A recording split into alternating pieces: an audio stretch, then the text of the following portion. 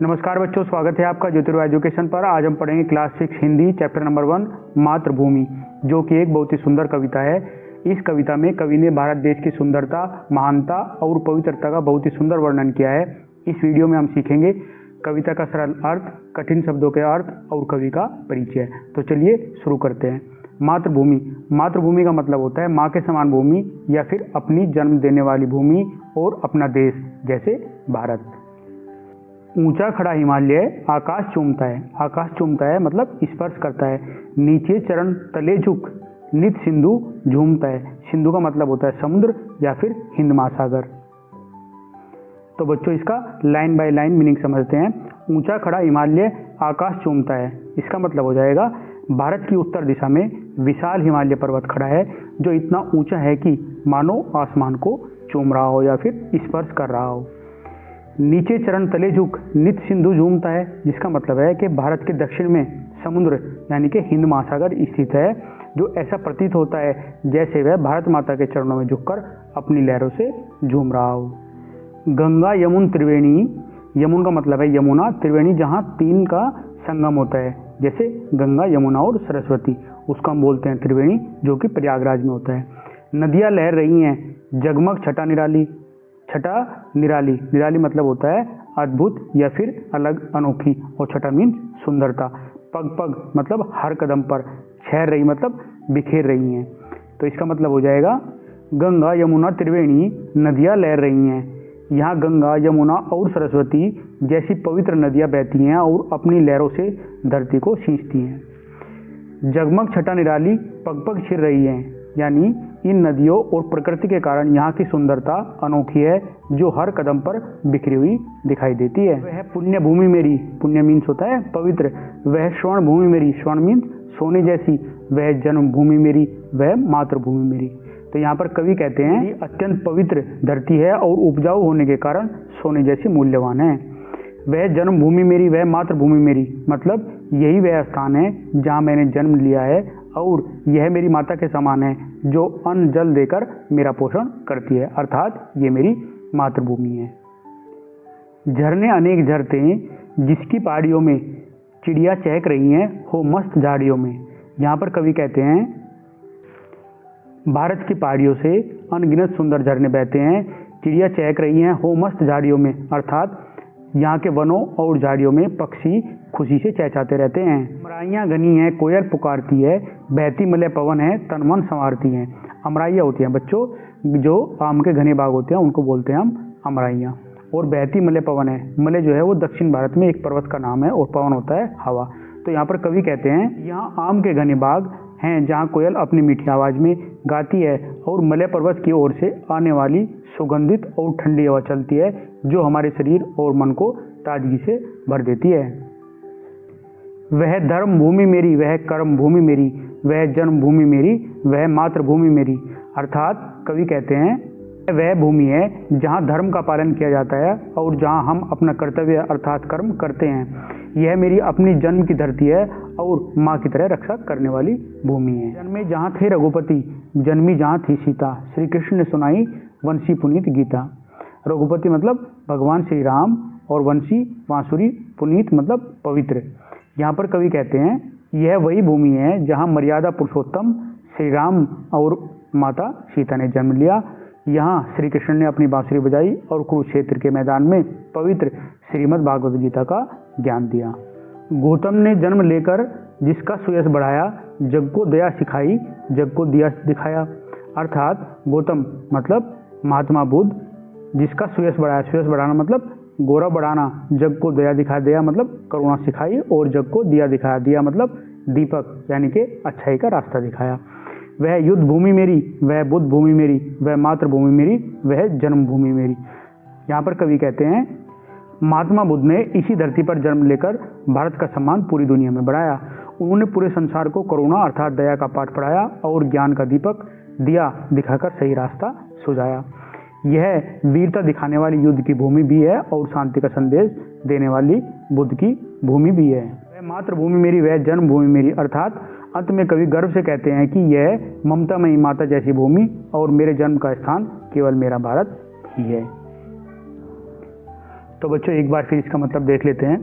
ऊंचा खड़ा हिमालय आकाश चूमता है, नीचे चरण तले झुक नित सिंधु झूमता है। अर्थात भारत की उत्तर दिशा में हिमालय पर्वत इतनी ऊंचाई पर स्थित है मानो वह नीले आकाश को स्पर्श कर रहा हो, और भारत के दक्षिण में विशाल समुद्र, जिसको हिंद महासागर भी कहते हैं, स्थित है, जो ऐसा लगता है जैसे वह भारत माता के चरणों में झुककर निरंतर अपनी लहरों से झूम रहा हो। गंगा यमुन त्रिवेणी नदियां लहर रही हैं, जगमग छटा निराली पग पग ठहर रही हैं। अर्थात यहाँ गंगा यमुना और सरस्वती मिलकर त्रिवेणी बनाती हैं, जैसी पवित्र नदियाँ बहती हैं और अपनी जल धाराओं से भूमि को उपजाऊ बनाती हैं।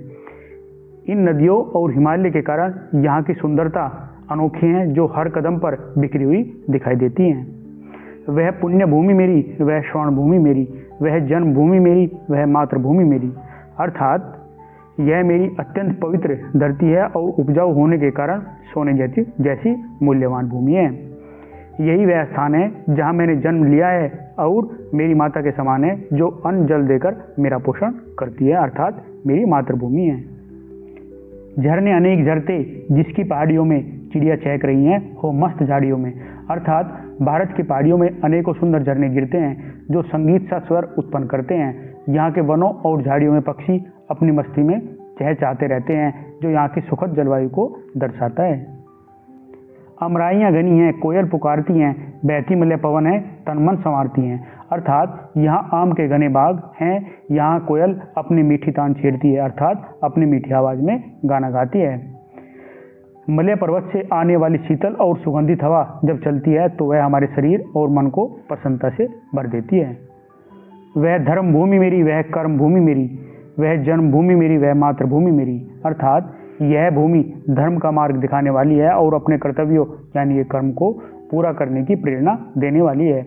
यह मेरी अपनी जन्म की धरती है और माँ की तरह रक्षा करने वाली मेरी भूमि है। जन्मे जहाँ थे रघुपति, जन्मी जहाँ थी सीता, श्री कृष्ण ने सुनाई वंशी पुनीत गीता। जिसका मतलब है यह वही गौरवशाली भूमि है जहाँ मर्यादा पुरुषोत्तम भगवान श्री राम और माता सीता ने जन्म लिया, और यहाँ श्री कृष्ण ने अपनी बांसुरी बजाई और कुरुक्षेत्र में मानवता के कल्याण के लिए पवित्र गीता का ज्ञान दिया। गौतम ने जन्म लेकर जिसका सुयश बढ़ाया, जग को दया सिखाई, जग को दिया दिखाया। अर्थात महात्मा बुद्ध ने इसी धरती पर जन्म लेकर सत्य और अहिंसा के मार्ग से भारत का मान पूरे विश्व में बढ़ाया। उन्होंने पूरे संसार यानी कि पूरे जग को करुणा का पाठ पढ़ाया और ज्ञान का दीपक जलाकर अंधेरे को दूर किया। वह युद्ध भूमि मेरी, वह बुद्ध भूमि मेरी, वह मातृभूमि मेरी, वह जन्मभूमि मेरी। अर्थात यह भूमि वीरता के युद्धों की साक्षी है और साथ ही बुद्ध द्वारा दिए गए शांति के संदेश के भी प्रतीक है। अंत में कवि गर्व से कहते हैं कि यह ममतामयी माता जैसी भूमि मेरे जन्म का स्थान केवल भारत ही है। तो बच्चों इसको लिखा है सोहनलाल द्विवेदी जी ने। कवि से परिचय। बच्चों ये है सोहनलाल द्विवेदी जी, जिनका जीवन काल है 1906 से लेकर 1988 तक। तो इस कविता को हिंदी के प्रसिद्ध कवियों में से एक सोहनलाल द्विवेदी जी ने लिखा है। उनका जन्म आज से लगभग 125 साल पहले हुआ था। 125 साल पहले मतलब 125 ईयर पहले हुआ था। उस समय अंग्रेजों का भारत पर आधिपत्य मतलब उनका अधिकार था।